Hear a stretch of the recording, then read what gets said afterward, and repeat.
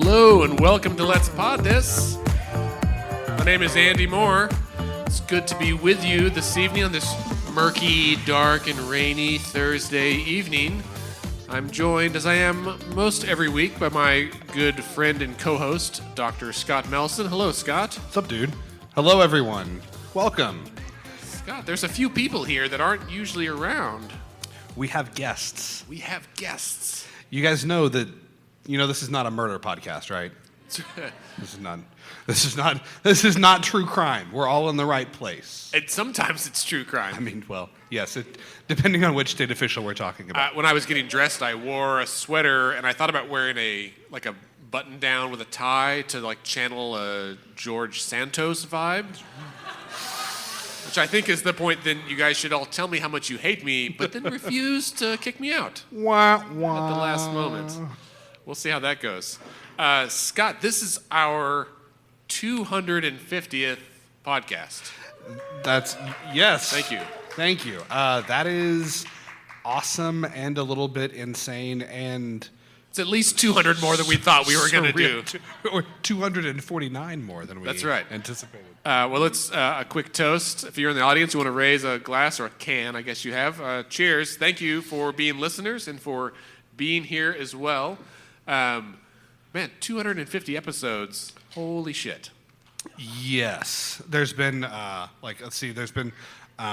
since we started, we've talked about you've moved. Yeah, you've moved. I've moved.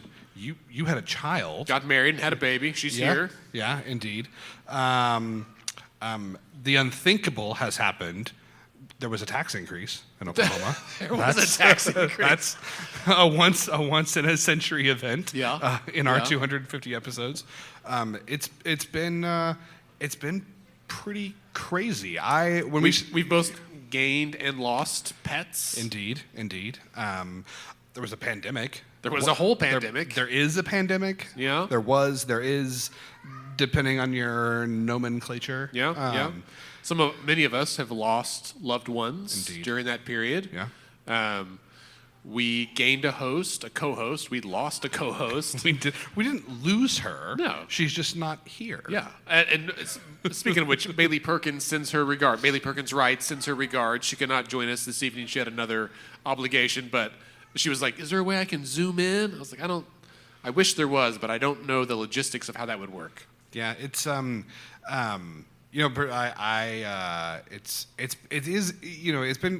a little crazy to think about. If you guys listen regularly, and I assume that you do because you are here, I have not been a fixture on the show for the last several months. I had a big surgery in June, and preparing for that, and then recovery from that, and getting back to work necessitated me to take some time off. So it's very cool to be here and be back in the saddle, as it were. Yeah. Preparing for the podcast isn't brain surgery. No. But now that you've been through that. Yeah. But if you need brain surgery, it makes preparing for the hot podcast that much more difficult. Right. That's fair. Some quick stats that we wanted to share about our 250 episodes. We've had 120 unique guests. We'll have 2 of them making repeat occurrences tonight. Indeed. And I think it's, I think it's pretty cool when you think about who we have had for guests. We have had everybody on the show, from folks that are running for office for the first time, folks that have held office for a number of years, folks that are leaders in the legislature. We've had statewide elected officials. We've had the lieutenant governor. We had the former attorney general on the show at a time when his office was doing some pretty critical things in terms of prosecuting wrongdoing for pharmaceutical companies and the opioid epidemic.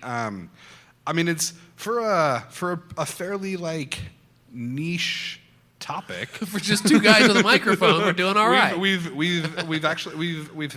gotten to do some pretty cool stuff. Yeah, that's exactly right. 53,000 downloads, 13,000 unique listeners. Scott, our show has been downloaded in 64 countries. How many of those are VPNs? I don't know. Probably 63, right? Let's subtract the countries we've traveled to and then listened to our own show Right. while we traveled. Right. I know we have at least one listener with relatives that live in England, and I think they forced them to listen. I have personally listened to the show in Canada on more than one occasion. All right.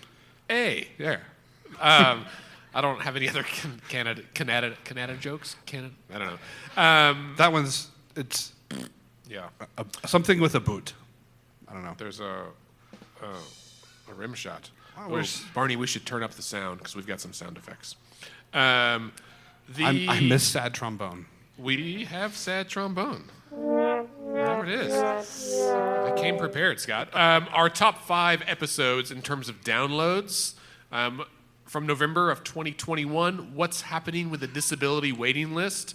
That was a pretty pivotal episode because since then they made some big changes, right? That they've effectively eliminated the waiting list. I think there's some people would take umbrage with that, but I think by and large, the state invested a lot of money into working on that and has made some big progress from even 2 years ago. Yeah. I think by any measure, there has been massive strides there. Yeah, For sure. Yeah. In January of 2020, our session preview, like we often like to visit with members of the legislature. We'll have Senator Kirt here tonight to do a bit of a preview for next year. Also, let's be honest, in January of 2020, things were rosy. We didn't know what was about to happen.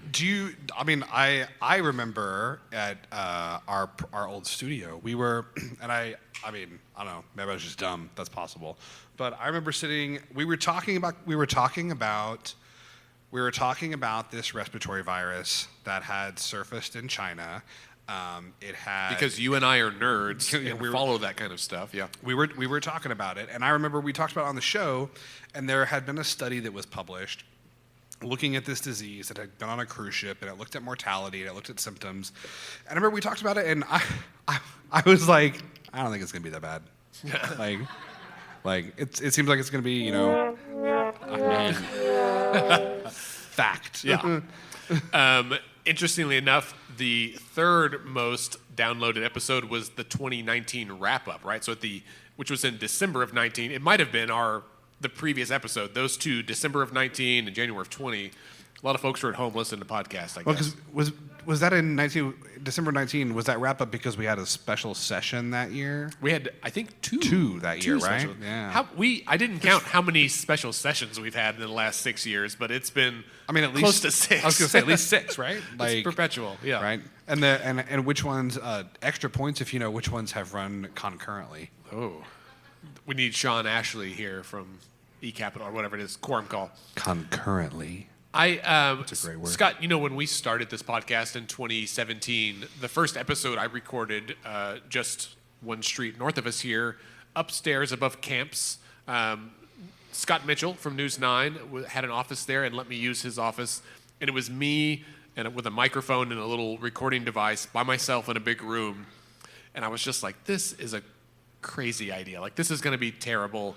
And our goal was to record during session to kind of give updates and then take a break in the off season. And that very year we had 1 or 2 special sessions, and then the health department scandal, and it just kept going. And back then we moved from borrowing an office to your upstairs extra bedroom. Upper room studios. Upper room studios, that's right. It was... which was you and I at a desk with one microphone.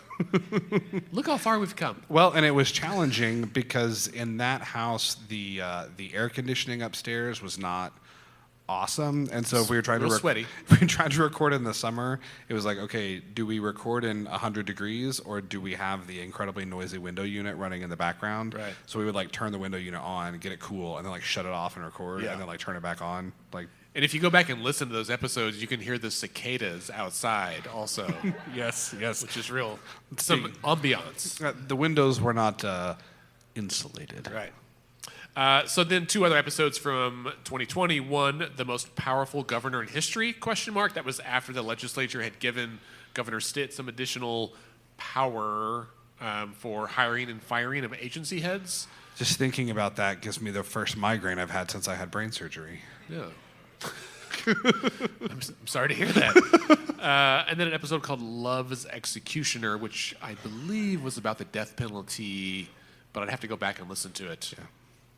Yeah. Scott, we mentioned the cicadas that we would hear in the early days. What other memories do you have of our podcast that are perhaps humorous? I mean, my late dog, Juno, would always make an appearance, right? Would be recording, and you'll hear this like clickety clack in the background. The distinctive sound of dog fingernails on a wooden floor. Yeah. Not fingernails; they don't have fingers. This is I think you'll find it funny. I hope that Commissioner Osborn finds it funny, especially because she's here tonight. The first time that we had her on the show, I think it was the first time, we were going to have her on at my house in Upper Room Studios. I was running late. I had either gotten stuck at work or hospital or something. I don't remember why I was running late. The house was locked. Because you weren't home. I was at home. I was early as usual. Correct. And my brother, who lived in the same neighborhood at the time, sent me a text message and was like, "Hey, dude, I'm walking my dogs, but like, did you know that there's like a guy and some lady sitting on your front porch?" And I was like, "Oh God." This is. Well, you texted me. I said, "Hey, we're here, no problem. We're just getting eaten alive by mosquitoes." And you were like, "Please don't let the dog eat Labor Commissioner Osborn." And I was like, No, we're outside. We can't even get in. You're fine.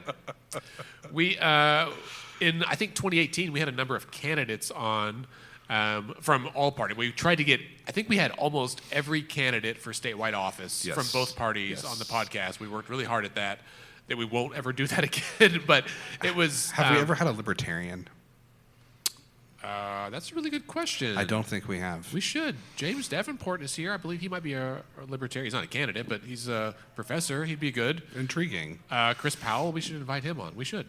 I will say, in 2018, there were two candidates. I think they were both Democrats running for state office.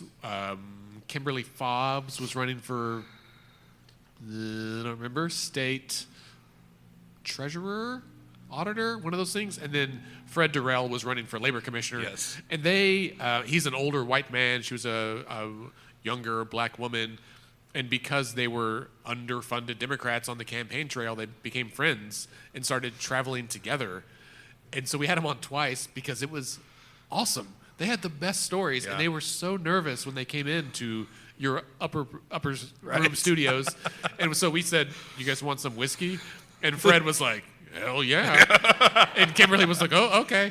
And that made for a really great episode.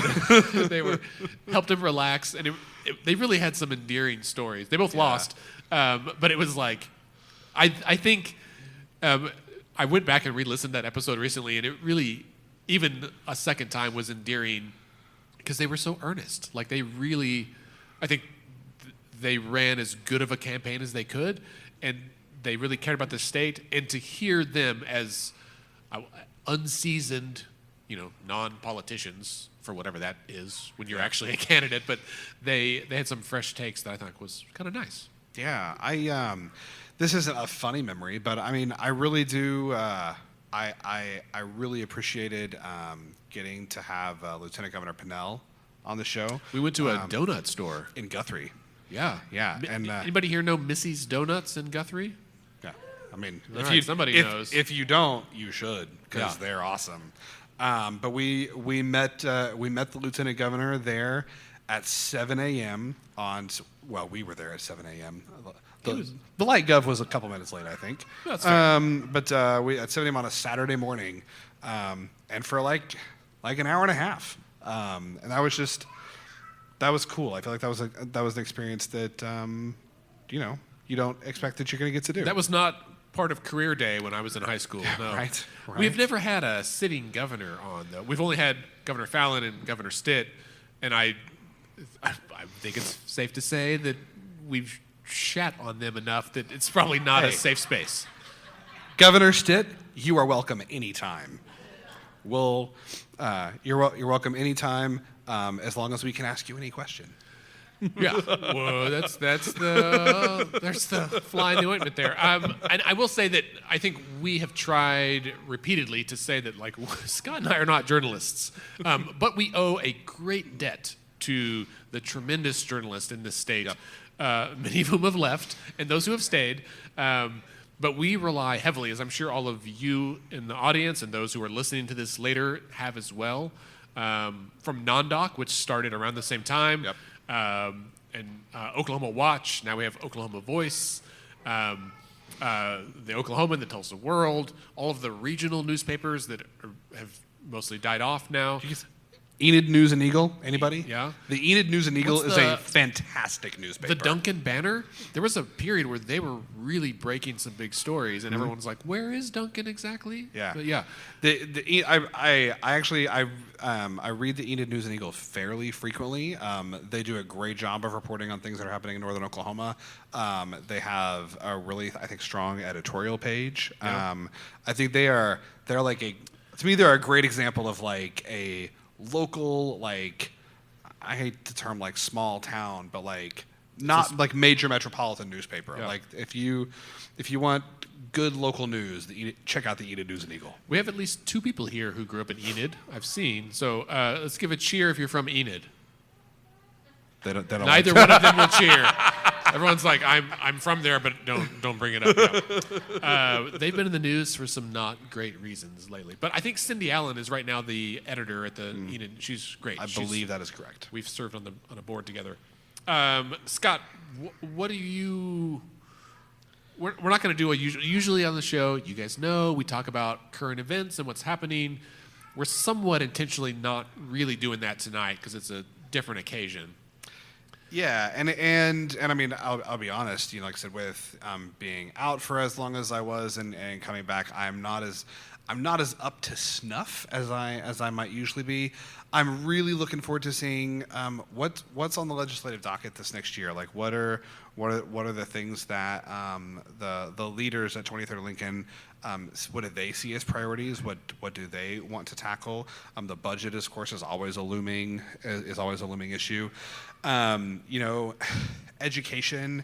Right now, if I was gonna pick the thing that's most closest to me that's happening in Oklahoma right now, it would be what's happening with our education system with State Superintendent Walters, what his relationship is like with local school boards. I mean, there was some bad news on that front today. I haven't read all the articles, but the headlines enough made me curse and close my phone. Right, weeping and gnashing of teeth. You know, I would love to see if the legislature is going to do, try to wade in there at all. So that's one thing. Attorney General Drummond has been very active. Yes, I would say every week. Right. I'm interested to see what that looks like over the next 12 months, and then of course. I think there's a presidential election next year. Is that right? Yeah. Right. Speaking of which, Scott, if you'd like to run for president in the state of Oklahoma, filing is next week. All you need is $5,000, and you can be on the ballot. Well, I mean, there's worse ways to blow $5,000, right? Like, right. Go to Mexico, or I can run for president in one state. You know, it's interesting. You and I had a fairly lengthy text conversation about this yesterday. So, and if you guys listen to the show, you and again, I assume you do because you're here. Otherwise, let's talk afterwards. Right? How did you wind up here? I am not a third-party candidate guy typically. Like you're much more partisan than I am. It's not even supposed. It's that we don't have a parliamentary system, right? We don't have a parliamentary system. So if you run outside one of the 2 major parties and you don't win, like you don't get. No one knows your name, right? You don't get anything for that, right? No. We do not have proportional You don't have proportional representation. So.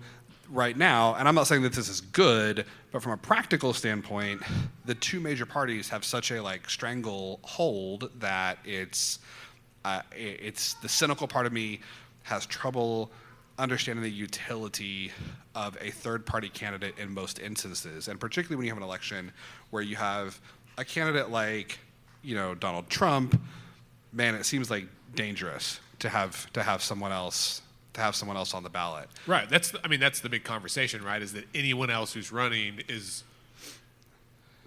has a bigger risk of drawing votes away from a candidate who could beat Trump. Yeah. But then yesterday I saw the news that something happened that I was like, that's interesting. Mark Cuban is selling his ownership of the Dallas Mavericks. He's leaving Shark Tank, and most importantly of all, has said he has no plans to run for president, which I think means he's running for president. Like, because when they say no, I'm not versus I have no plans. I have no idea if Mark Cuban's going to run or not. I have no idea if he would be a good president or not. But for reasons that I can't articulate, like I really am not 100% sure why, the idea of him running doesn't piss me off as much as like a Howard Schultz did, for instance, or even like an Andrew Yang. For some reason, the idea of Cuban running, I wonder if he is a candidate. I don't think he would win, but I wonder if he's a candidate that would draw more from like both sides of the aisle if he was to run as an independent. Like, could he be a viable independent candidate? And there's a part of me that thinks he could, but I don't know. Who knows, right? Like, I think we are going into another presidential election with two immensely unpopular candidates. And that's, like, the meta conversation is like, how did we as a country get here? And why are these two old guys the leaders on this? And, like, is there a way to design a democracy that doesn't result in two massively unpopular candidates? And there is, but we don't have enough time for that today. That's like a whole that's like a whole other podcast. See the previous 249 episodes. Scott, do you want to jump over to some trivia? Let's do it. All right. Well, audience, we need 2 participants, 2 volunteers. There's not that many of you. I will call on you if you have to. There are more than 2 of you, though. We always say we have both of our listeners. I assume you're both here, and you brought like 30 of your closest friends. Kang has volunteered, and Valerie in the back has volunteered. Was that an actual hand? Come on up. Go over there and grab that mic. Here, you can sit here. Oh, wow, thank you. Hello. All right. Have a seat in Scott's stool over there, Valerie. I will be honest, we did not plan who would be the volunteers ahead of time, but Kang was one of our policy fellows last fall. Everyone, welcome Kang. His lovely wife Hannah is here. I will say they did get married during their fellowship with us, so if you have children who are looking for a spouse, perhaps an internship with Let's Fix This is for you. And Valerie is my sister, so... She is also our bartender this evening, so a big thanks for her for having the license and the wherewithal to hand out beer. That's really all it takes. It's very hard. Thanks. Yeah, you can move your beer. We called Andy and we were like, hey, we're in Vegas. That's right. Yeah, last fall we were supposed to have a meeting, me and Kang and Hannah. And he texted and was like, hey, can we have a short meeting today? He's like, we can't be there in person, and we're in Vegas. We eloped. And I was like, I remember where I was driving. As one does. And I was like, what the hell? Okay. And I was like, well, we don't have to meet today, guys. You just got married. And so we had a 5-minute meeting for me to say, congratulations. Safe travels. But hey, they're back. It's a year later. They're still married. So far, I think it's a rousing success. Great. All right. So have either of you ever listened to Wait, Don't Tell Me on NPR? Great. No. Kang, you'll get a hang of it. Don't you worry. All right. So we've got 3 rounds of questions. They range for information about Oklahoma history, some stuff about our podcast, and then kind of just a potpourri. Was that what you were going to say? Yes. Excellent. And we will alternate. I will ask questions to Kang. Scott will ask questions to Val, and we'll just do that. How does that sound? Audience, do whatever you want to do. I was going to say don't shout out answers, but who the hell cares? This is fun. All right, Scott, you want to start? Sure. All right. You ready? Yes. Question 1. The Oklahoma Territory was opened for settlement through land runs, and in 1889, thousands made their way to the Twin Territories to participate in the first of these dramatic events. Each race began with a pistol shot, and those who jumped the gun were called what? Sooners. That is correct. Ding, ding, ding. Just, Scott, for context, people who attend OU are called what? They are called Sooners. And people who attend OSU are called what? Losers? Cowboys. For the record, I am a Texan. Scott, what's the word for when you take something that isn't yours? That is stealing. Audience, this land we're on, what is this land called? Stolen land. Okay, just wanted to get that up there. All right, question 2, 1 point for Val. Scott, you got to keep score. Hers, I'll do over here. Love it. I will lose track in a few questions. Kang, William Henry Davis Murray played a pivotal role in Oklahoma State constitutional conventions in 1905 and 1906, and he served as the state's first Speaker of the House, and later as the 9th governor of Oklahoma. Most of us know him by a more agricultural nickname. Do you know what it is? Can I phone a friend? You can phone a friend. That's y'all. Or actually, no. I'll ask the audience. Yeah, that's the same thing. Yes, yes. Anyone know William Henry Davis Murray?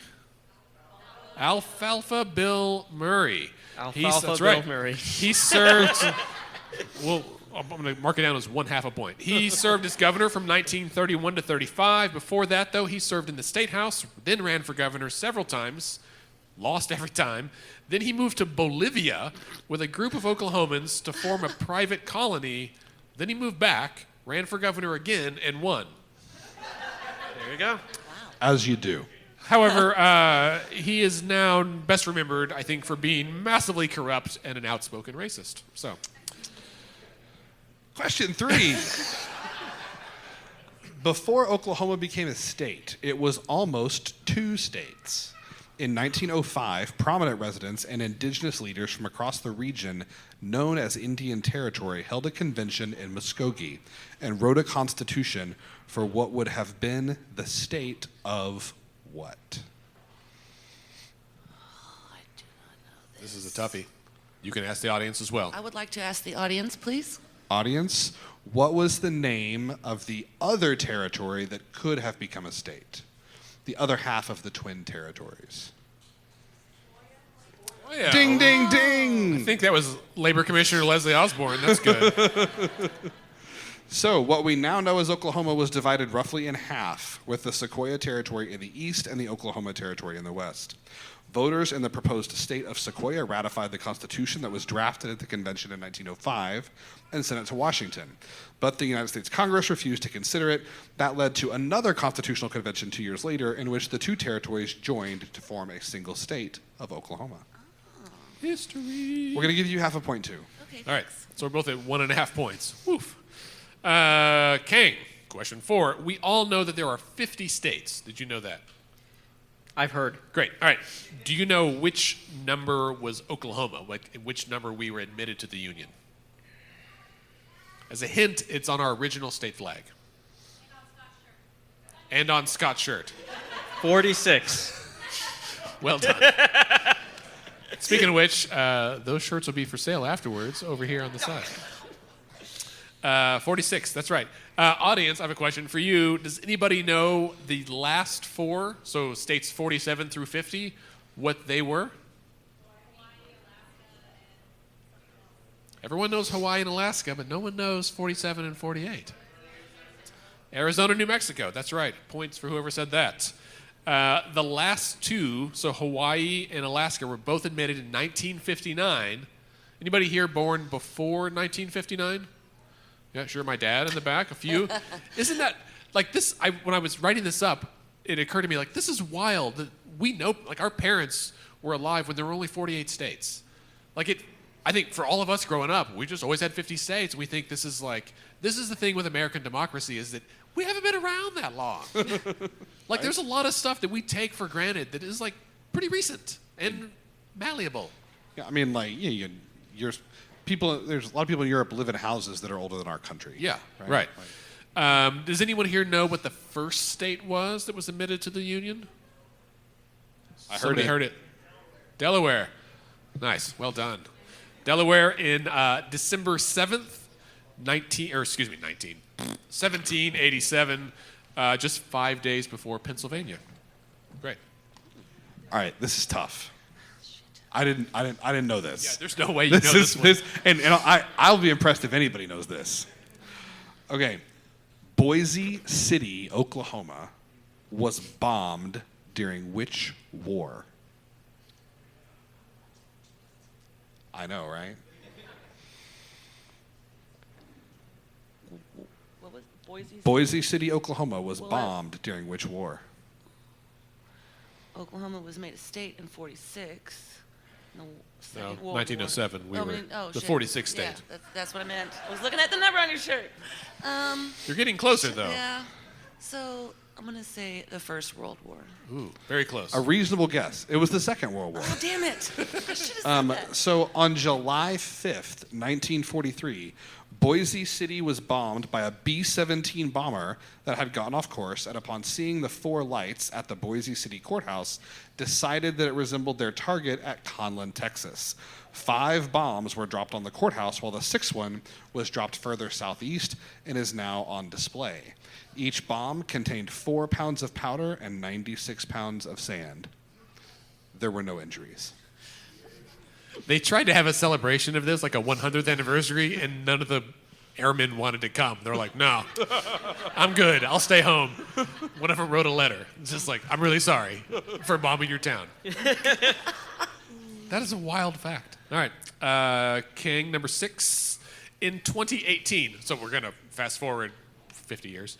In 2018, at the end of Governor Fallon's annual State of the State speech, protesters in the gallery unfurled a giant banner featuring a caricature of Governor Fallon's face and text that read, Oklahoma, state of what?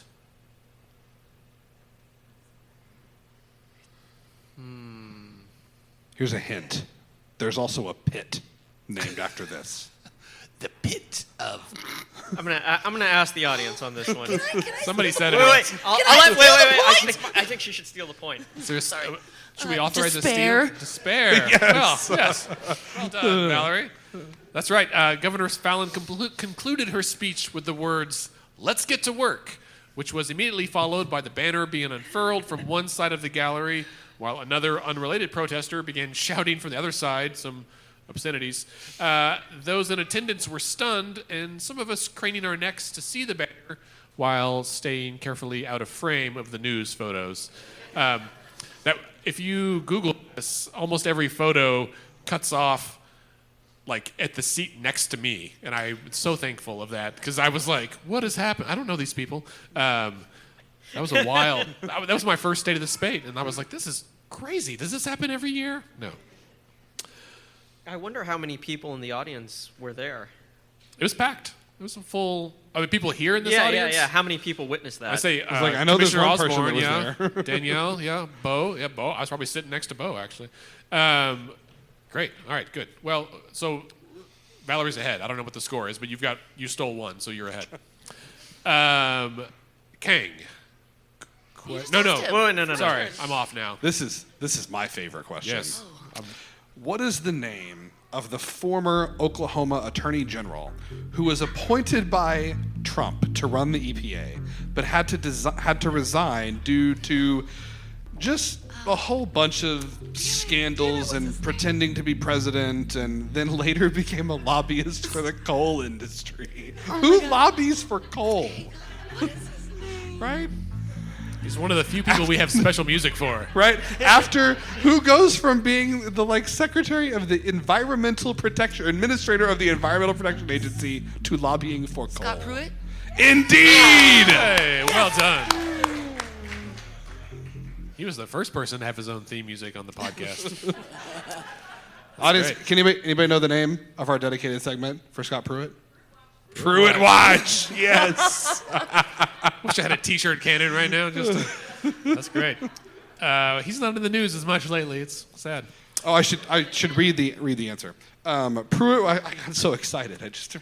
Scott Pruitt was confirmed as EPA chief in February 2017, and by July of the following year, he was under 14 separate federal investigations by the Government Accountability Office, the EPA Inspector General, the White House Office of Management and Budget, the U.S. Office of Special Counsel, 2 House committees over his spending habits, conflicts of interest, extreme secrecy, and management practices. Stand-up guy. Good heavens. Didn't he also build some kind of like secret soundproof booth? Office? Yes. Yeah. He built them for it. Yeah. He asked them to pay for What it. in the words of Bugs Bunny, what a maroon. All right, so number 8 now. Kang, we're back to you. All right. Name the rock band from Oklahoma City whose song "Do You Realize" was formerly the Oklahoma State rock song, but is no longer. They also used to own this building. My lovely wife Hannah here chronically makes fun of me because she says I don't listen to real music. Yeah. I will defer to her on You this. want to phone a friend? Is what you're No, saying. yeah, her specifically. What is it, babe? There we Indeed. go. Oh, dang it. We'll count that. That was a marriage teamwork thing. That counts. That's right. In March of 2009, the song "Do You Realize" was announced as the official state rock song of Oklahoma after winning an online vote among 10 finalists as authorized by the state legislature. There was 21,000 votes cast. This is like a mayoral election. 51%, just barely a plurality, a majority were for "Do You Realize." The Senate approved the choice unanimously, but the resolution fell 3 votes short in the House. Predictable. Governor Brad Henry subsequently announced that he would issue an executive order in lieu of the resolution. And then 2 years later, Governor Fallin was in office and did not renew that executive order, thereby removing the song's designation as the official rock song of the state of Oklahoma. Right. It lives in our hearts. All right, you ready? In 2016, neither the Republican nor Democratic winner of the Oklahoma presidential primary election became their party's respective nominee for president. Who were they? This is also a tough one. What year did you say? 2016. Who won the primary for the presidency for the Republican and Democratic parties in So we'll tell you who it's 2016? not. It Yeah, was not Trump, and it was not Clinton. correct. Indeed, that's number 1. Ted Cruz. She's a ventriloquist. Who won the Democratic nominee for the presidency in Oklahoma in 2016? Bernie Sanders. There we go. U.S. Senator Bernie Sanders from the great state of Totally Vermont. pushed that out of my mind. That's right. The whole election. All right, so last question from round 1 for Kang. Also in 2016, one presidential candidate attended Oklahoma City's Northwest Classen High School. Who was it? Yang. No, not Yang. Damn it. Good try, though. There we go. Elizabeth Warren. Great. There's people waving from the back. Everyone was lots of applause. Great. Sorry, Katie. All right, we're on to the lightning round, Scott. right, I don't here have we go. lightning round music, do I? No. First You do question this? of the lightning round for Valerie. What was the name of the prosperous neighborhood known as Black Wall Street that was destroyed during the Tulsa Race Massacre of 1921? What was it? Greenwood. Yes, that's correct. Kang, what is the name of the recently released movie starring Leonardo DiCaprio about the Osage being murdered for oil rights?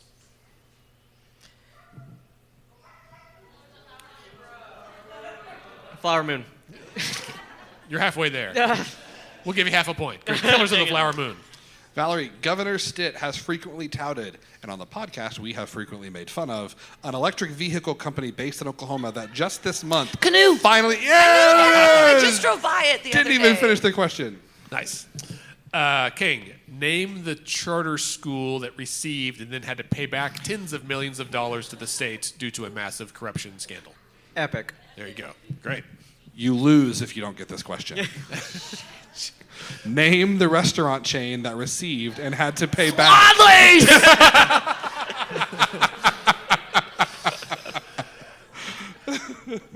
King, name the civil rights leader from Oklahoma who led sit-ins at Katz's Deli in Oklahoma City. Should listen to the audience. Oh no. No? Who? Looper. Oh. There you go, Clara Looper. I didn't get That's the right. first part of the question. Valerie, Just got a what is the bench in state the- bird? Oh, the Roadrunner. No. No, the scissor tail. I'm sorry. I wish. It'd be way cooler if it Roadrunner is was. native. It's one of the Oklahoma The scissor-tail birds. flycatcher. Sorry. It'd be a lot cooler if you did. I didn't know that. They're in the zoo. King, it's a harder one for you. Do you know the Oklahoma state lizard? We have a state lizard. That's the answer I expected. Anybody out here know? It is. Right, mountain boomer. That's exactly right. A beautiful lizard, if I do say so. Okay, this you're gonna know this one too. This I still can't believe this is a thing. What is the name of Garth Brooks' emo alter ego? Chris Gaines. That's the one. Well done, sis. Oh man. King, what city was the original state capital? Tulsa. Ooh, Guthrie. That's another steal. Yeah, that was quick. Really? I did. Yes, Guthrie. All right. In the middle of the night. Folk singer Woody Guthrie was born in what Oklahoma town? Okima. That's correct. That is correct. Great job, Valerie. You could see the light bulb go on. That was great. King, Oklahoma has produced more of these space-going careers than any other state. There's really only one space-going career. I suppose yeah. it's an astronaut. It is astronaut. There you go. All right. Well done. In Oklahoma, it is illegal to do what to a horse? And no, it's not that. I mean, it probably is, but that's not the answer. In Oklahoma, it is illegal to do what to a horse? Sing to it? Sing to it. As far as I am aware, there is no statute that prohibits you from singing to your horse. However, there is a law on the books that says you may not trip a horse. Sweep the leg. Sweep the leg. That's right. The legs. Plural. Legs. All right, King. State Superintendent Ryan Walters is known for publishing videos he filmed where? In his car. Car. Yeah, in his car. That's right. I think we tally the score officially. It's a tie. Yeah, this is like whose line is it anyway? It's a million to a million. The points don't matter. All right. Do we want to do the round 3 big money question? Is there money involved? There's no money involved, but you get it. You'll feel really good about yourself. Yes. I need that. We'll just. I don't have a pin, but let's just do it as a audience participation here. Yes. All right. So the Oklahoma State meal consists of 12 items. See if we can name them. Chicken fried steak is one. Okra. Okra, that's right. Cornbread and okra are both on there. Cornbread. Mashed potatoes and gravy are not on there. Any kind of fruit salad. No fruit salad. Not Swadley's, but you're close. Green bean casserole? No. So no. barbecue onion pork burgers. is on there. Barbecue pork, that counts. Onion burgers? No. We invented that. Damn. We did. You eat these for breakfast a lot with gravy. Grits. No. Biscuits. Biscuits is on Biscuits, there. okay. Yep. And grits are I on said there as bread. well. There's a vegetable you eat a lot in summer. It's yellow. Squash, indeed. Squash. Pecan pie. And then there's a fruit. There's, of course, the most befitting Oklahoma thing ever. There's one fruit in this meal. Watermelon. No, you would think it'd be watermelon. Right? No, but this is from Stillwell, which is the not peaches. You're No. closer than watermelon. It's the only fruit where the seeds are on the outside. Ooh, Strawberry. Strawberries. There's a factoid for you. Well done. Right? I stole that from the West Wing. I think we've got. I watched that just the other night. Right? Yeah. It's a trivia question All for right, so I think President. we got everything there. So barbecue pork, biscuits, black-eyed peas. We didn't get that one. Chicken fried steak, corn, cornbread, fried okra, grits, sausage and gravy, squash, strawberries, pecan pie. I feel like the very hungry caterpillar. Got that. All right. And then we'll just do a final tiebreaker. This isn't a tie. You both get a T-shirt, but How many times has the Bedlam football game between OU and OSU been played? For the record, I am a Texan. So you don't know? Is that I what do you're not saying? know. Gang, do you have a guess? More than 7? More than 7. Correct. Oh, I didn't know there was a perimeter. Less than a billion. It's 118 times. 118 times. Let the And record yes, say more than 7. OSU won the last one. That's right. All right. Audience, give it up for Valerie and Kang. If you guys will visit the merch booth after the show, we'll hook you up with a t-shirt. Hey, I've got an applause button. All right. Up next, we've got a special guest for you guys. Let me clear my mess. Scott, this really is like our regular podcast. We're just sweeping up after ourselves. Audience, please put your hands together. I'd like to welcome to the stage Labor Commissioner Leslie Osborn.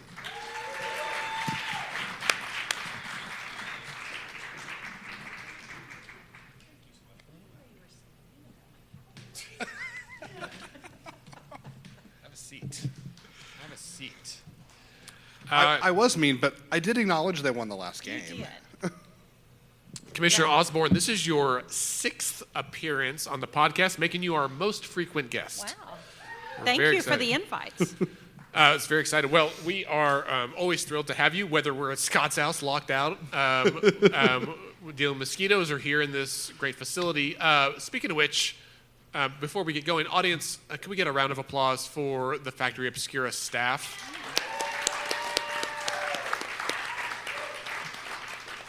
If you haven't had a chance to visit the actual immersive art experience on the other side of the building, and I know some of you haven't, you definitely should. It's phenomenal. It's great. And they're very courteous. Kelsey, Barney on sound, Lindsay's around here. Thanks so much for having us here. We're super stoked. Commissioner Osborn, you have been in office now for longer than I can count, between the House and the Department of Labor. And you've been in the Labor Commissioner role now for 6 years? 5. 5 years? Okay. It'll be 6 soon, though. What's been most surprising during that time? Well, I think if you want to add it together, what I find the most surprising is how much politics has changed in 15 years in Oklahoma. When I came into the legislature, I'd never run for a political office, and Brad Henry, I was his last 2 years. And we had very close numbers of Democrats and Republicans in the legislature, and get this, we actually worked together. And it was lovely. And it really was that way of the first, I would say, 2 years of the Fallon administration, too. That was kind of a sweet spot, because when your numbers are not a supermajority, like the Democrats have been from statehood, the Republicans are now, you get so much more done. There was more respect. There was not the shutting out of ideas and opinions. And there wasn't the ugliness. I would probably say that if someone asked me to run for office now and how different it is, I would say no. And I understand why good people don't want to run for office. It's ugly and divisive, and you have to really fight to find the other politicians or statesmen who have a true north. And that's my guide for who I want to work with. I don't want to work with the guy or the gal who wants to be on a Fox News snippet or making a video in their car. I want to work with somebody behind the scenes who has a true north and really wants a better Oklahoma for the next generation. Can we just mic drop? Should we just end it right there?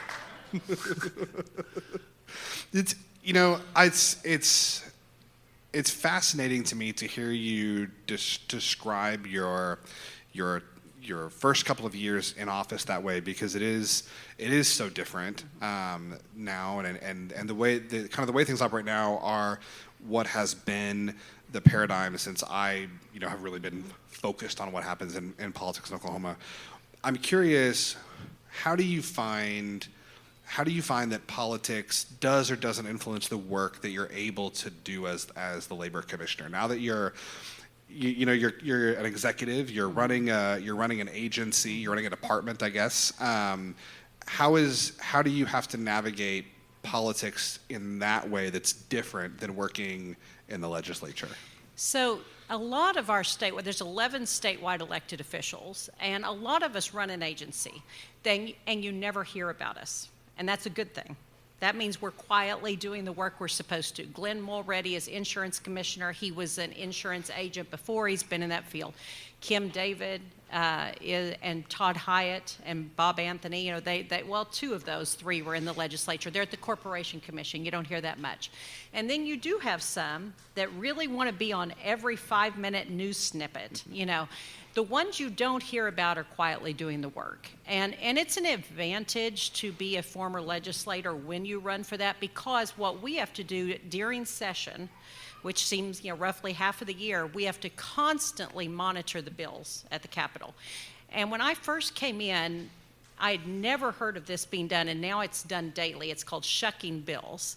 And so somebody puts a bill through, and it makes it to committee, but it doesn't get a hearing out. And then the last week of session now, somebody says, I've got this great idea. And of course, it's something insane. And so it's like, let's shuck that bill and stick this language in, because it's too late to put in a new bill. So we're just sitting there minding our business at the Department of Labor, and 7 bills pop up that affect us. And no one ever called to ask our opinion. So, for instance, Rob Standridge, who's a senator from Norman, and this is not an affront to him. I've had people, J.J. Dossett also did it to me. Both of them filed bills without talking to us that would have merged our agency with the OESC and put me in charge, which is great. In a lot of states, the Labor Department and the Securities Commission are combined. We have 80 people, they have 800.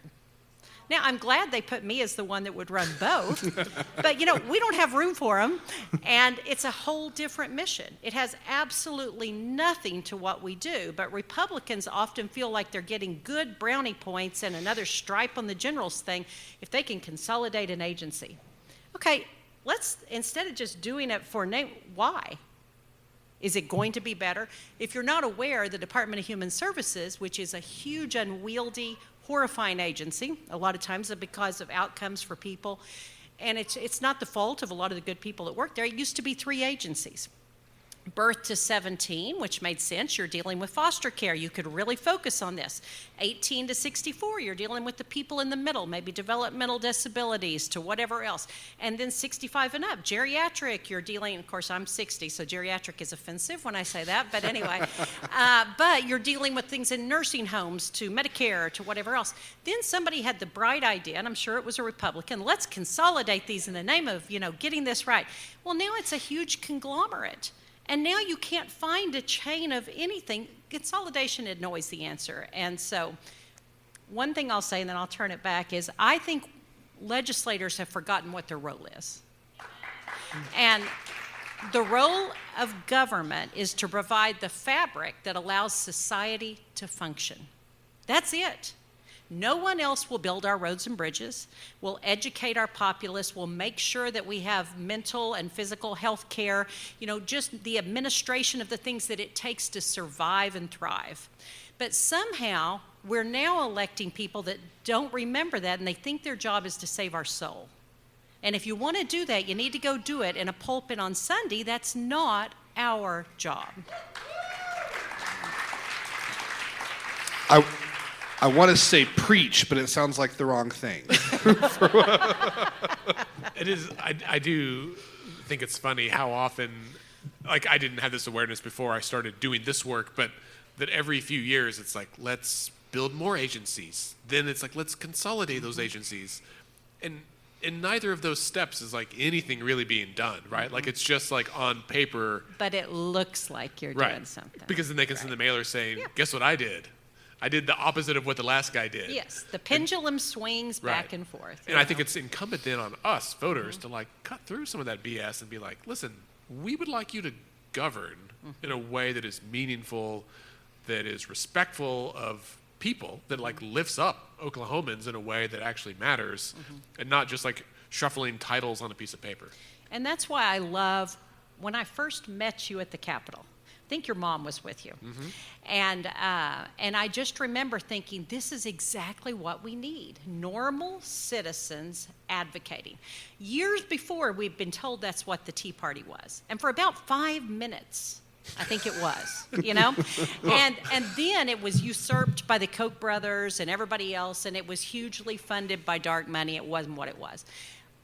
I always say if you're in a rural town and you go to church or you're in Walmart and you see your local rep and they're a friendly, nice guy, and it's like, hey, you know, he's great. He knows me by my first name. But do you really know what kind of bills he's filing? Do you really know how he's voting? Has he taken away your reproductive rights? Has he, whatever it is, we have to have organizations that make us rethink, wait a minute, just because Joe's attractive and I see him and he's friendly and he knows my name, he might not be the best rep.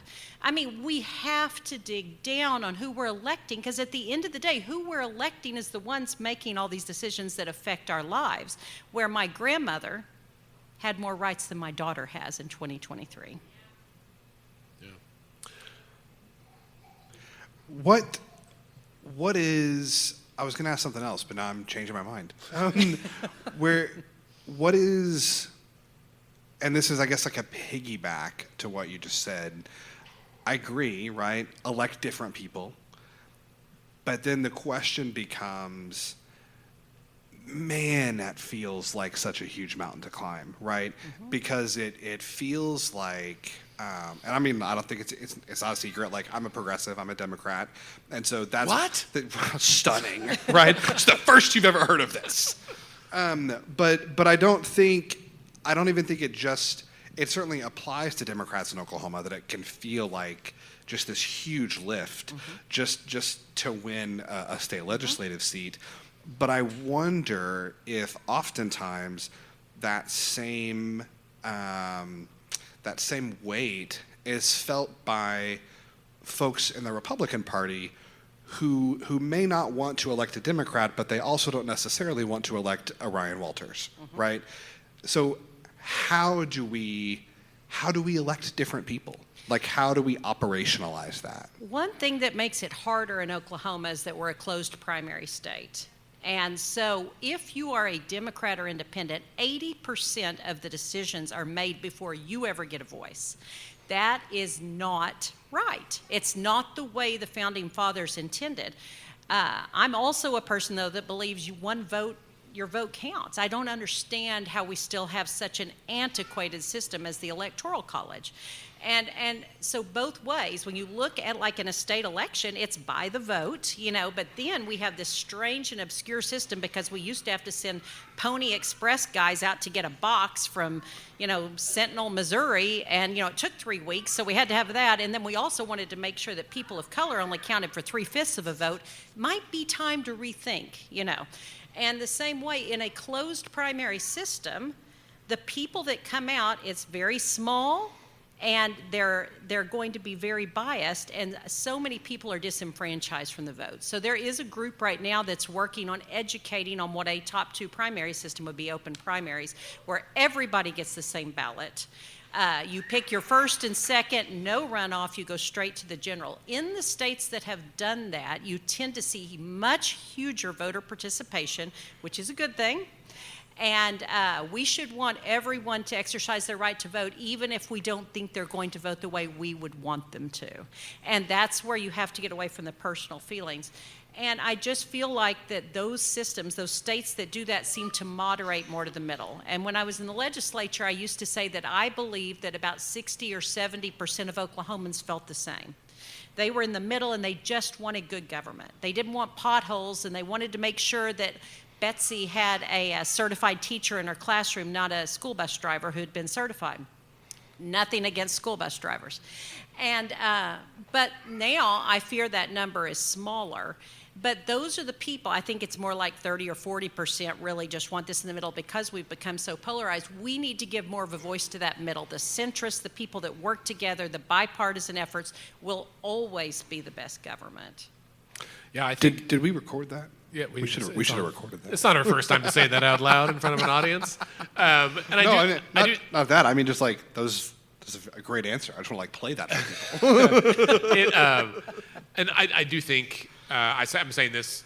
I think you guys get it, and the audience probably does too. But for the sake of it being said, that I would wager that the biggest enemy in the elections next year is not a candidate; it is apathy. Mm-hmm. Right? That like if we don't turn out, if we don't ask and invite and encourage our friends and neighbors to vote. And for everyone who doesn't vote, there is someone who's still voting. And I think about this when we started Let's Fix This in 2016. It occurred to me that if I didn't go to the Capitol and share my feelings, somebody else was. And that somebody else is paid to be there. Right. And this is not a knock on lobbyists. I have many good friends that lobby for food banks and other worthy causes. Unless you lobby for coal. There's coal, right? Cigarettes, payday lenders. There's a lot of causes that I disagree with. But that's the point. Like, if we don't show up, somebody else is paid to be there. And we can't, the only way to compete with that is by showing up, right? And so I think that occurs at the ballot box, too. Like, we have to vote, even if it's a bunch of old dudes. Did you? I agree. Did you see there was an election that there was just a recount in Louisiana, I believe, where a gentleman won by one vote, and they're like, "Oh, that's just impossible." It came out exactly the same on the recount. That is one person that didn't say, "God, I'm tired. It was a long day. I'm sure Billy will win. I'm just going to run through the McDonald's drive-thru and go home." Listen, we've all been there, right? I used to take my kids with me every time I voted because I wanted them to understand the blessing of living in a country that allowed us the freedom to vote. I remember telling my kids about people in Iran that had to stick their thumb in a pot of blue ink that lasted a week to prove, because I just don't think we've done a good enough job of teaching the next generation how important your vote is. 100%. You know, it's I use the example. It was either 2018 or 2020. The Virginia House of Delegates came down to one race that was decided by one vote. Control of the legislature hinged on one individual vote. Just like,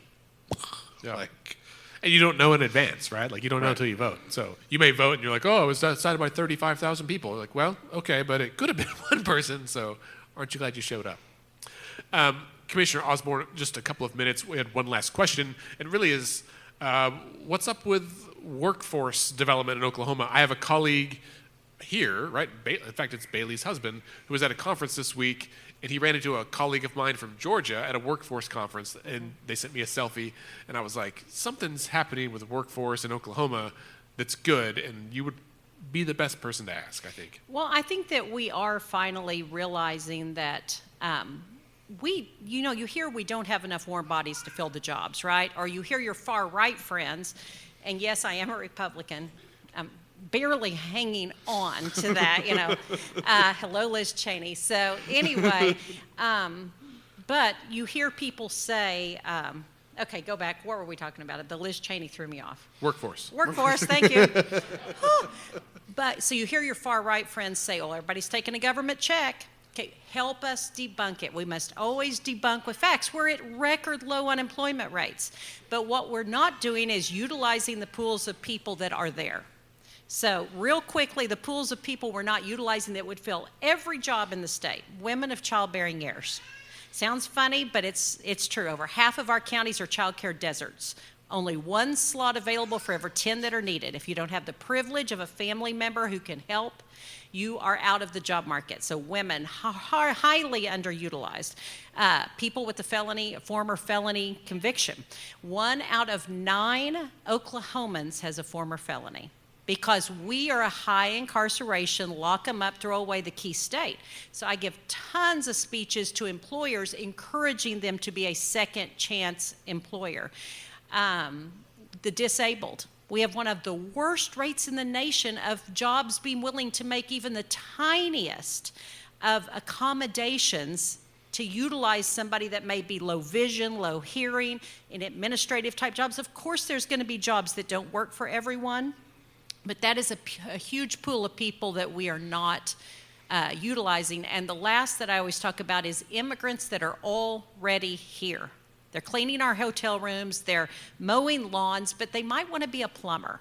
They may have lived here 20 years. They've got kids in the public school system, but they don't have a form of ID, so they can't get there. Senator Michael Brooks had a wonderful bill last year to give a form of ID, a driver's license, but with bright, bold red letters to please the Republicans that said, cannot vote with this, bright red letters, not a pathway to citizenship. But 21 states have done that, and in it, their uninsured motorist rates went down through the basement, And they employed people that were already working, and now they're paying into our Social Security system and all these kind of things and filling so many jobs. But you know what? We're also giving second chances to a lot of these people we're talking about. And Andy knows I love to always say at least one thing that's kind of like outrageous. I worship brown Jesus. You know, he's the one that wore a dress. He had long hair, you know, and sandals, and he said to love everybody. Now, a lot of people I know worship white Republican Jesus, who has a crew cut. And he says, pull yourself up by your bootstraps, you know. I can't find that in the 66 books of the Bible, and I'm telling you, half the people you're saying that about don't even have a damn bootstrap. So maybe we need to get back to being the empathetic people that realize if you're not Native American, you're an immigrant. I mean,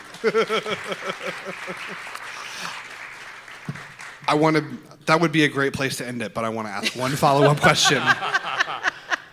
Well, because what you said about childcare deserts and parents, particularly women of childbearing age, being essentially held out of the workforce because they don't have childcare, I think you're absolutely right that there's a ton of places where that childcare doesn't exist, but even in the places where it does, you can't afford childcare on minimum wage. Right. It doesn't make sense to work if you're not going to make as much as it costs to put your child in daycare. And so we can either subsidize childcare more than we do, or we can pay people more. Thoughts on raising the minimum wage? Thoughts on trying to achieve a true living wage in Oklahoma for all of the right reasons, but also so that people that want to be in the workforce but need assistance with childcare can actually afford it? So, as a Republican, we always hear the arguments, well, nobody's working for minimum wage except a 16-year-old or something. You know, no, I think it's 21% or something of Oklahomans are working for the minimum wage. It's the longest we've gone in U.S. history. When you looked at what inflation was doing before it came back down, it was costing more for your tank of gas. You would lose money going to work for a minimum wage job. Now, here's what a Republican will tell you. Well, we have the right to raise it on our own, and we do.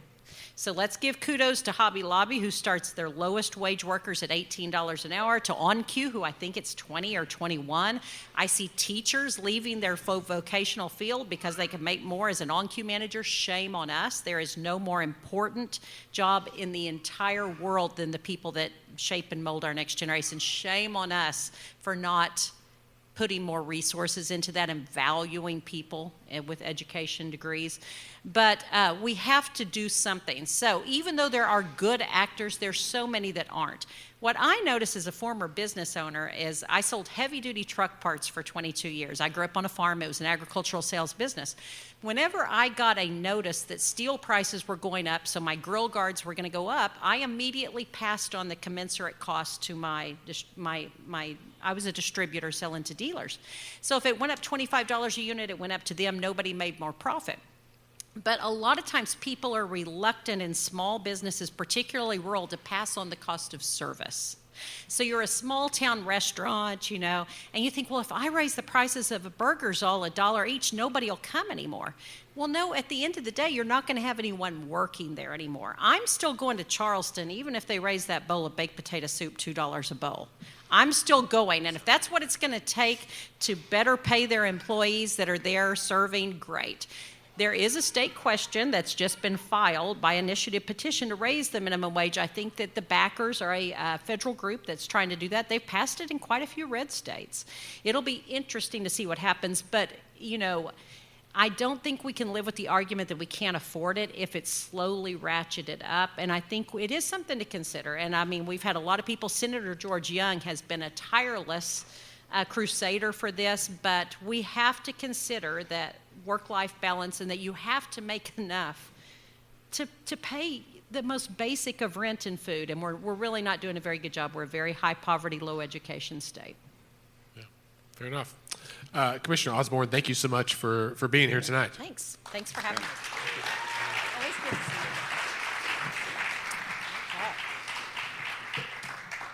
you. All right. Well, Scott, as always, we have guests. I would just want to sit down and take notes and write a dissertation after this. Right, exactly. But we've got another guest. We do. We do. Ladies and gentlemen, please welcome to the stage State Senator Julia Kirt.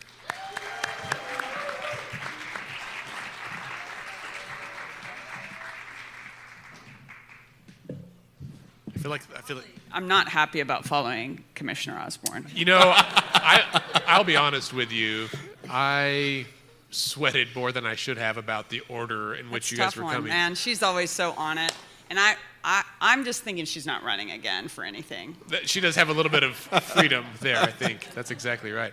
Well, thank you, Senator. And in full disclosure, I'm sure listeners probably know this, but Senator Kirt is my senator. Yay. It's always lovely. Someone from Senate My District neighbor. 30, down the street. And I often tell audiences when I speak that if you think that your elected officials are some high and mighty someone else, that is not the case. And few things bring that home as much as when you see your state senator like in gym shorts picking up their dog's poop on the side of the road. And you're like, oh, they're just like me. So I am grateful for that privilege. But thank you so much. I'm grateful for you being here tonight as well. Glad to. Glad to. I would say you and Commissioner Osborn were our two most frequent guests on the show, and we felt it was appropriate. It was like, do we invite someone who has never had on, or someone we've had on, 5 times? And Yeah, so we're that's glad that you were awesome. able to come back. Proud to. I love an informed audience. It's always fun to have that conversation. Yeah, and you just won re-election last year, so you're in your second term in the Right. Senate, right? So I think audience knows, but legislators get 12 years cumulative, and so you've served now 5, I guess, right? Right. You're in your 5th year, and so you've got this term and then potentially one more after Right. that before you would be term limited in the legislature. Scott, do you want to kick us off? Yeah, again, thank you so much for being here. Absolutely. It's always a pleasure to talk to you. You're one of the members that I feel like we can ask like any question to, and you can just like rattle it off. We'll see. I love Are it. you going to try to stump me? No. We So did that first, with first Kang and one's- my sister earlier, so all those hard questions you're out of there. First one's a softball. Just what do you have your eye on next year? What are you watching as we approach the session? What are you kind of looking out for? And what are your priorities? What Sure. bills you're going to run? What's your outline for the 4 months from February to May? Well, I'll start with the dark side. I Good. think it was the beginning of my very beginning of my second session when somebody came in and immediately I saw a tweet that someone in office was running for Congress against a friend of mine. And I had that sinking feeling like, oh yeah, right, everybody's gonna be running this year. And how different election year sessions are, it's really frustrating. It's very, we do a lot of performance there, and it's even more of that. And then suddenly people will be running for different things, they'll be announcing for different things. And so there's a lot of that at play. So I anticipate some challenges there. Plus we have a terming out Speaker of the House, terming out pro tem. So there's gonna be a lot around the leadership changes there. So I expect it to be a pretty challenging session issues-wise, which I'm not looking forward to. On the plus side, we continue to make great strides on mental health. There's been strong advocacy for decades that has led us here. I mean, I think that would be a great case study in Oklahoma to understand how do we finally get where we have better bipartisan understanding of brain health and the investments we need to make in brain health. We're not getting there all the way yet. There's a lot of space to go, but we've made a lot of progress. So I'm feeling really positive about that. We have a very strong bipartisan mental health caucus of legislators. We have some really good voices who are providing nonpartisan advice that are getting listened to. So Healthy Minds Policy Initiative has been really great for research that people are trusting on what we need to do next. So we've made progress on mandating our private insurers to, for instance, have an accurate network. We found out through research last year that the major insurance company locally had something like 80% of their mental health providers were not taking new patients. Well, you can't claim that they're available on your network if they're not taking patients, right? So those kinds of issues, so we're not just looking at what our public departments are doing for mental health, but we're looking at how most people are insured and what kind of coverage they get. Those are the kinds of strong measures we've been able to move forward in the mental health realm. And I'm thrilled with all the federal investment and the local ARPA money. We're gonna be able to move forward, make major advancements on addressing. We're not there. Big issue this summer we talked about is needing more professionals. We have a huge dearth of psychiatrists, psychologists, social workers, and we don't have LPCs in the right places where we need them. Those are going to take time to develop. And I think, in the past, we've done initiatives to push for more general practitioners and others. We have to be really thoughtful about that, or we're not going to have, right now, we don't have the professionals to serve our people. We had a psychiatrist testify, and she said it's like being in a third world nation because she sees a new child patient every 5 to 10 minutes. And she's basically just triaging constantly and not actually getting to be with people. So anyway, those are my priorities, is to try to push forward those measures. Yeah, that's true. Go ahead. Do you think there's any room or a chance of any movement on reimbursement rates for mental health specifically for folks that are on sooner care? I work as a primary care physician, and I see a pretty substantial sooner care population.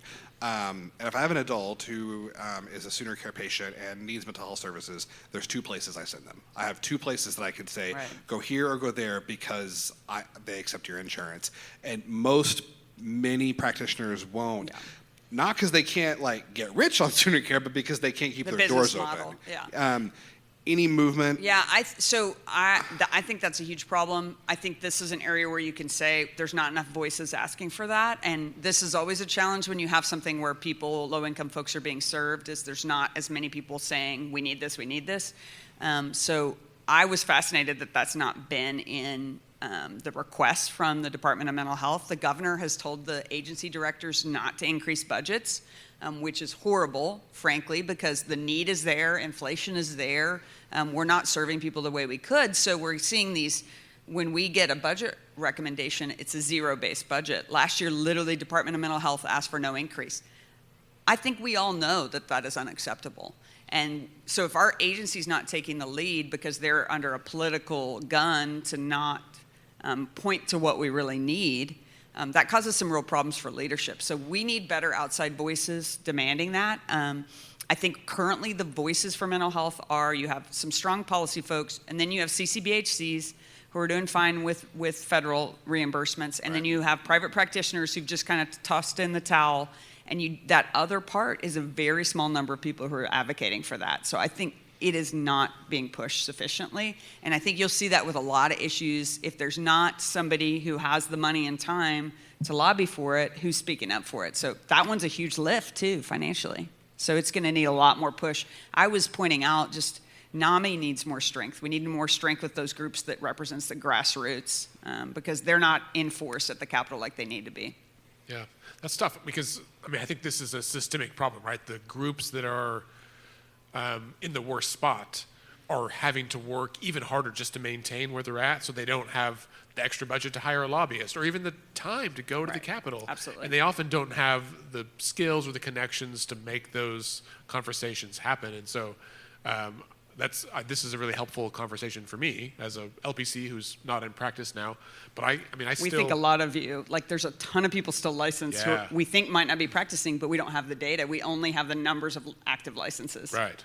Yeah, my license is active, but I'm not practicing, aside from politics, which is a whole different kind of counseling. Well, I would say we do the same thing with agencies. So our agencies that serve lower income folks actually get more of a shaft in the process. Right. Because those agencies that are called select agencies, they make their own money, so to speak, like the boards that charge licensing fees, the bankers, everything. They get to make decisions about how they spend their money because it's fees and fines, and we're not making those decisions. So they build buildings without without having to come up to us for permission. So whereas the folks who are serving low-income people are not getting what they need. Right. That It's makes a lot of typical. sense. It's typical. That's interesting. Well, and it is, I think, just so tough, right? This conversation, I think, is really important because most of us are busy in our own lives and we don't spend time trying to think about, how are the people in my community who are hurting the most being hurt worse? And how, and then the second question is how can I help, right? Aside from, buying a Curbside Chronicle or, making donations when you can, but there are systemic changes that we can advocate for. We should not wait for those folks to speak up. They're not. They're in this In a position predicament to do because so. others have put them there, right? Or neglected to fix it. And so I think that's a tough I'll give pill to swallow. an example. Something else I hope will come up this year is increased improvement around the Landlord-Tenant Act. Here's a situation. Who has the voice at the Capitol? Landlords have the voice. We have tons of landlords in office, and I'm not bashing landlords. Apparently, anytime we bring up the Landlord-Tenant Act, everyone who's a landlord gets like really freaked out that we're saying all landlords are bad. Not true. Not true. People own property here, but we've allowed it to become so out of balance that it's causing real harm in our society. It's costing us a lot. And so rebalancing that's real hard, but people are seeing some of the pitfalls of that. So I'm hoping we can make some incremental steps.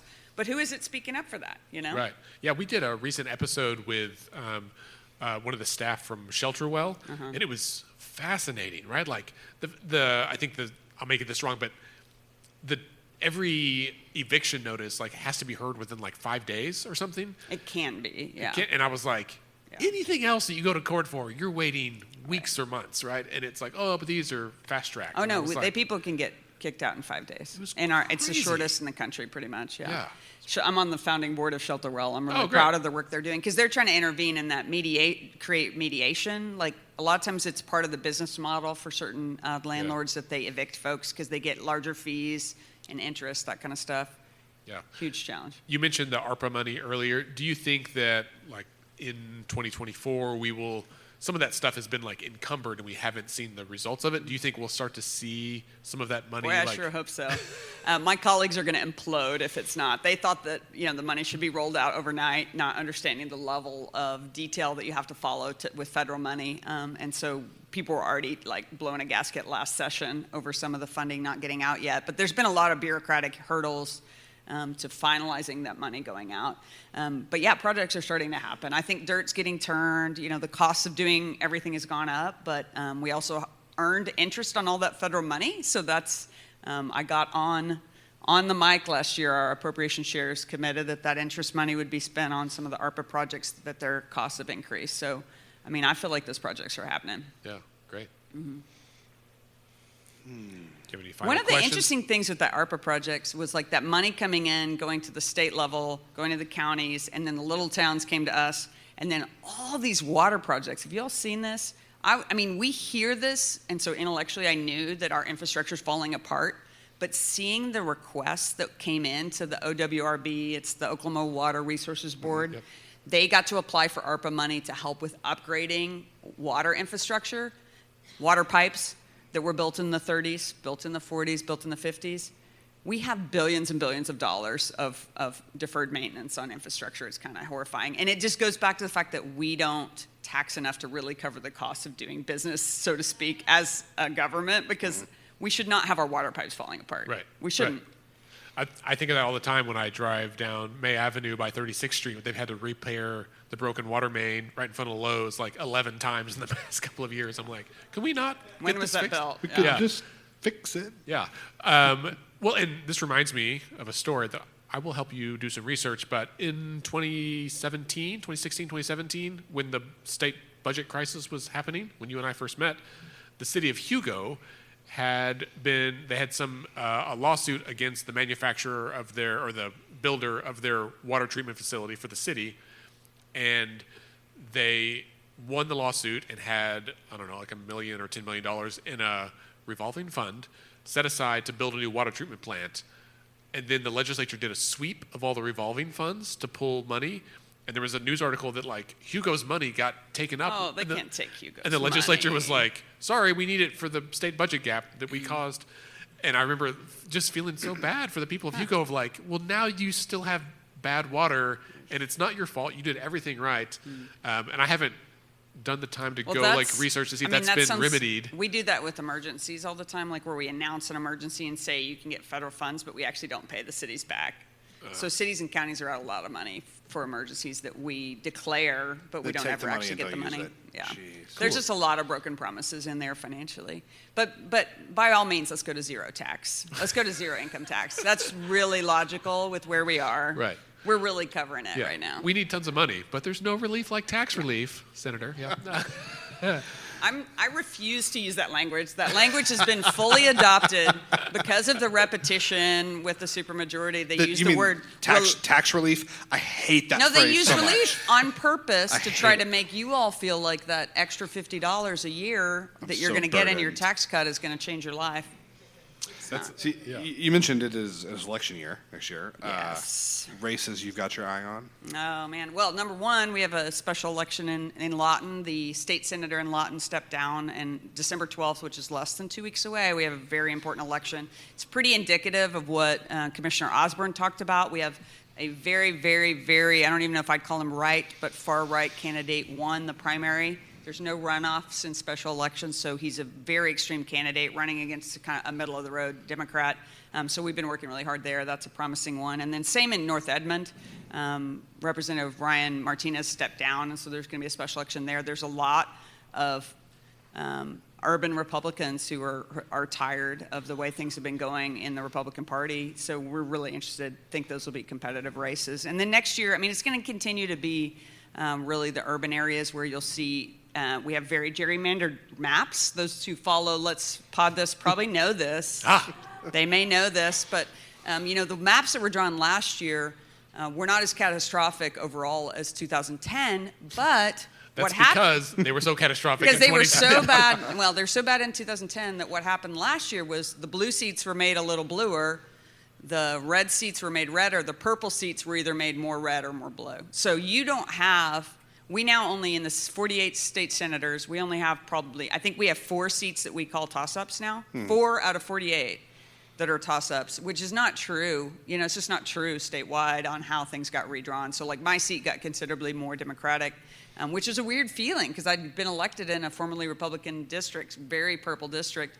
That doesn't exist anymore, and that's a decision that was made. So it's very hard to find competitive races. But we've got, the Senate Democrats have 5 races that we're competing in. We'll see, how that pans out. But we have a couple of people about to announce, several people already running. So I'm excited. Well, and Commissioner Osborn mentioned this, but when we have competitive elections, turnout is higher. People feel like their vote matters more, and it results in better policy. She mentioned when she was first in the state house, and the divide was not so great. Oh yeah, when they were tied in the Senate, every lobbyist, historian, staffer at the state Senate talks about the 2 years that the Senate was tied. There was a election, and then a woman switched her party, and so instead of Glenn Coffey becoming pro tem, that became a shared government. They literally had a Republican chair of a committee and a Democratic chair of committee. They had a tie break with the lieutenant governor on the floor, but every single bill had to be signed off on by both leaders. And so they made good policy, had to be well vetted. Nothing could be rammed through because you didn't have that kind of guarantee pass. So, yeah. Yeah, when we were doing the redistricting work, we visited with some former legislative leadership, and they all said, "Oh, we were at our best back when it was competitive." And I was like, and they're like, "Well, but now it's." And I was like, "That's There's data for that too, right? You look at Yeah. Nebraska. So, Commissioner Osborn was talking about open primaries. So Nebraska has unicameral. Yeah, and it's nonpartisan open primaries. Yeah, you can look at where they govern from, and it's remarkable. yeah, yeah. Well, I do need to give a plug for running for office, though, because I think Commissioner Osborn's in a different place than I am, because it is hard. There's no question. Running for office is hard. Serving is hard. You really do have to. I'm a pretty darn optimistic person, and so, but don't talk to me in the first few weeks of June, right after session ends, because I'm pretty pessimistic about everything.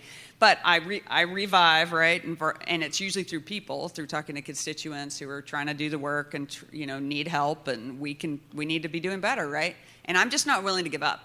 I'm not giving up. Nope, we're not going to give up, right? Running for office is absolutely one of the hardest things I've ever done, no question. But it's also an amazing process, and even just running, you meet so many people, you learn so much about yourself, you learn so much about your community, and for me, it was a hugely beneficial thing for my view of democracy, because even though I knew intellectually that we're placed in these binary boxes of red and blue, until I got out there, I didn't really understand the diversity of voters and individuals, and just getting to talk to people and hear their story and know that the storylines are not adequate. They're too simplified. They are not our full human nature. For me, was really refreshing. And when I get back out and outdoors and talk to voters, I'm reminded of that all the time. Yeah, that's great. Senator Kirt, thank you so much for being here tonight. So much.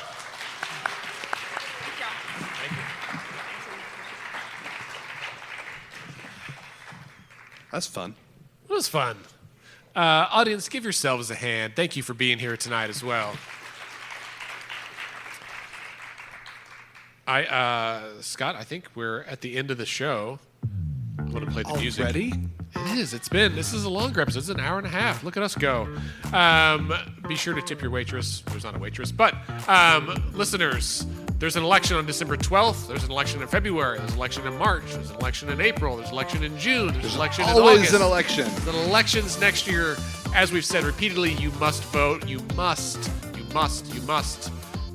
talk to people. Encourage folks. We will have opportunities for you to get involved. I assume everyone here is going to vote, but everyone here get 5 more people to vote. That's right. And if you're not registered by some chance, we need to update it. There's a QR code on our table over here. You can do it online now. It's super handy. Once we wrap up here, if you want some more pizza or drinks, please help yourself. If you want to buy some merch, we'll be over here at the table for that. Some t-shirts, great stocking stuffers or holiday gifts. A few t-shirts, sweatshirts, whatever else.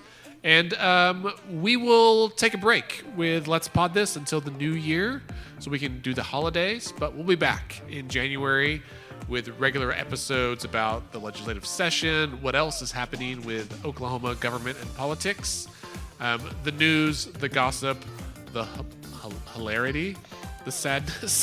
The hubbub. The hubbub. That's good. All right, well, as we say every week, Decisions are made by those who show up. up. Have a good night.